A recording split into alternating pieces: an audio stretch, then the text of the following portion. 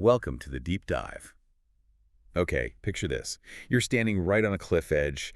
The Atlantic wind is just whipping around you, and you're about to hit a shot that, well, golfing legends have faced for over a century. That's the kind of feeling we're diving into today. We're looking ahead to the 153rd Open Championship. That's July 17th to 20th, 2025, back at the magnificent Royal Portrush Golf Club in Northern Ireland. So our mission today really is to give you a shortcut to understanding this golfing giant.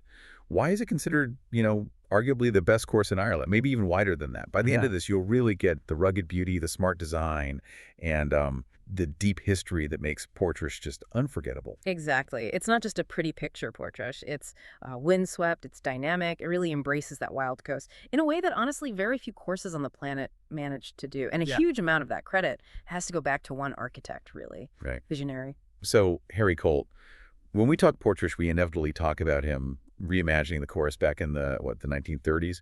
What was it about his approach that was so pivotal? Well, the genius of Colt at Portrush, I think, is how he didn't fight the landscape. He sort of listened to it. Instead of, moving tons of earth like you see sometimes, he wove the fairways through those amazing natural dunes. He just got how to use the land's movement, the wind, which is always a factor there, and that sandy soil. The result is this layout that feels completely natural. Like it was always meant to be a golf course. You're not just hitting a ball, You're navigating this natural maze sculpted by wind and sand over centuries. It's quite a profound thing, that interaction between the player and nature. Yeah, I get that. And it wasn't just shaping the fairways, was it? His artistry went further. There's a flow to it.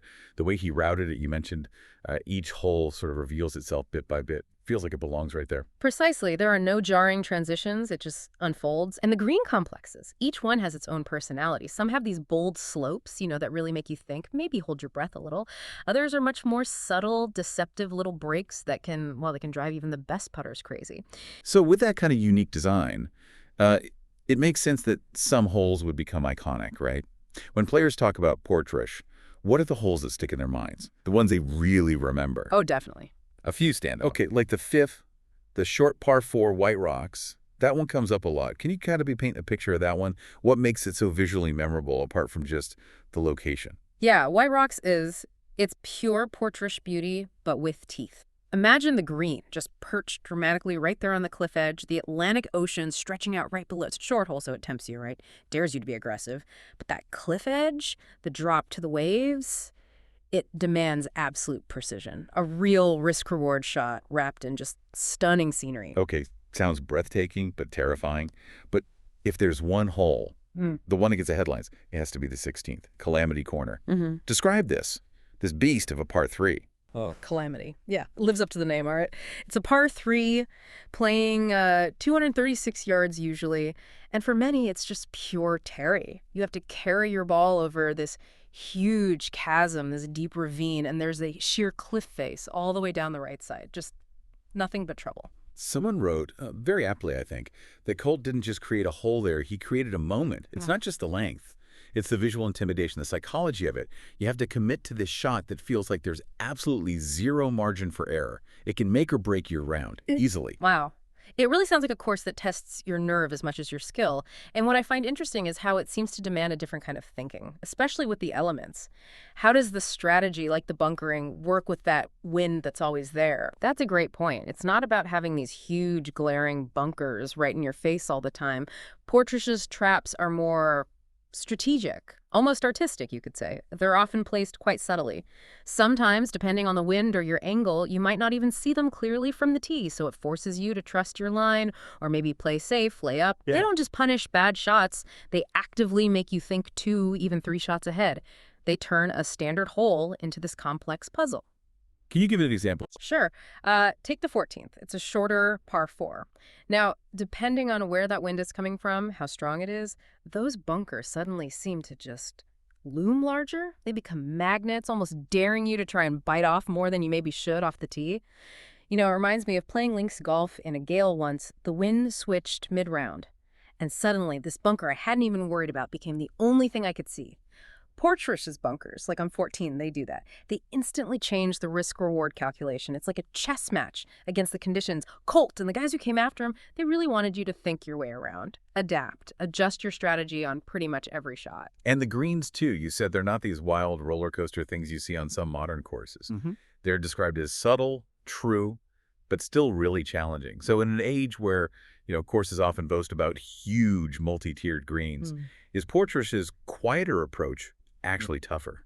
Because it demands such incredible precision and feel, especially with the wind adding another tricky layer. Yeah. Oh, absolutely. I'd say so. They might look simpler, maybe flatter from a distance than some, but they're just full of these tiny, almost invisible breaks. Incredibly hard to read. And then you add that wind swirling around.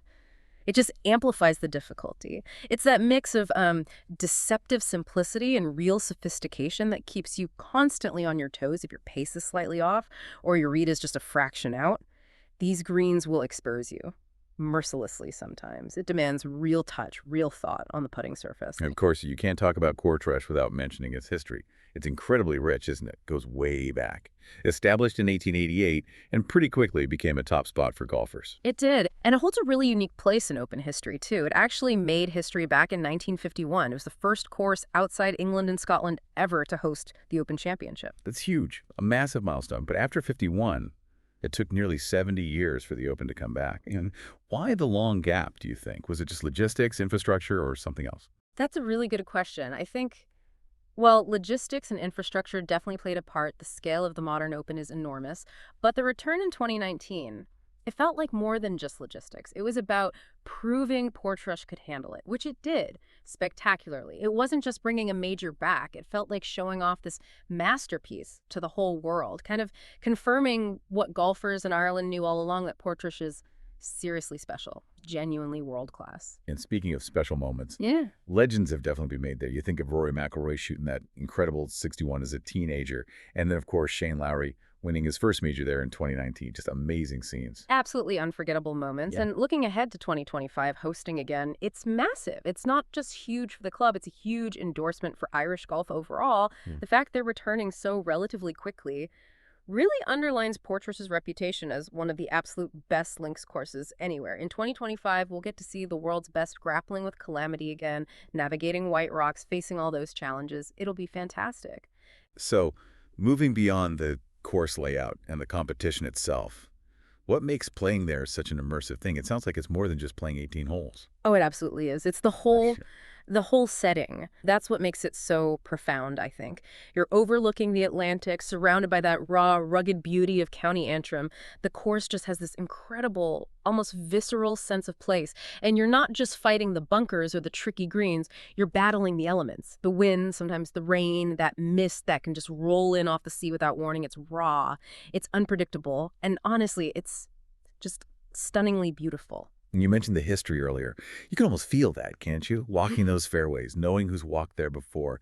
Champions, echoes of past Opens. The spirit of the game. It sounds like a course that kind of strips away pretense, forces you to confront your own game and the elements head on. Is that part of its appeal, that authenticity? That's exactly it. It's precisely that raw authenticity. Yeah. So when you put everything together, the brilliant design, the subtle challenges, that deep history, and just the unforgettable feeling of playing a course that's rugged, yet refined, and just breathtakingly beautiful. That's why Royal Portrush really is at the pinnacle of Irish golf. It is, without a shadow of a doubt, a true links masterpiece. A true links masterpiece. So Royal Portrush, it's a place that'll challenge you, maybe frustrate you at times, definitely. But ultimately, it leaves you with memories that last a lifetime. It kind of reminds us, doesn't it, that real mastery, real beauty, it often comes not from avoiding difficulties, but from embracing the very challenges that define something special. A profound lesson learned on truly profound golf course.